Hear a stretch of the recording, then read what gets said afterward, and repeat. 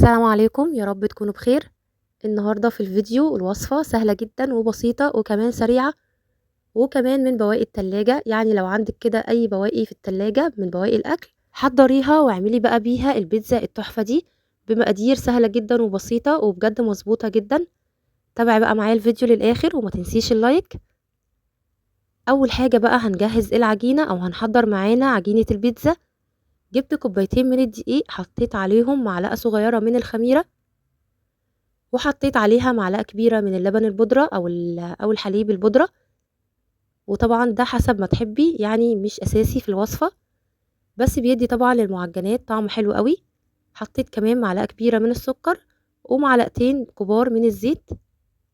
حطيت طبعا رشة كمان من الملح، وهبدأ بقى أعجن بالمية. المية بتكون دافية، بنزل كده شوية بشوية حسب ما بتاخد معايا العجينة. أهم حاجة كده تتشكل معايا العجينة، بتكون كده متماسكة وفي نفس الوقت بتكون طرية.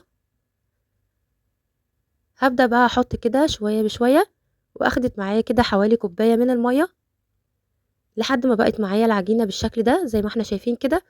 طبعا بقى بغطيها وبسيبها تخمر حوالي كده ساعة، وبعدين بجيب صينية دهنتها كده شوية صغيرين من الزيت، وهبدأ بقى افرد فيها كده العجينة. وكوبايتين الدقيق هنا بيعملوا معايا صينية كبيرة من البيتزا، يعني حجمها بيكون حجم كبير.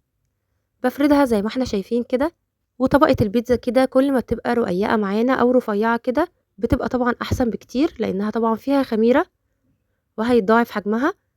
وبعدين بقى عملت كده فتحات بالشوكة، وبعدين حطيت كاتشب. طبعا لو عندك بقى كمية كاتشب اكتر زودي، بس هو ده كده كان المتوفر عندي.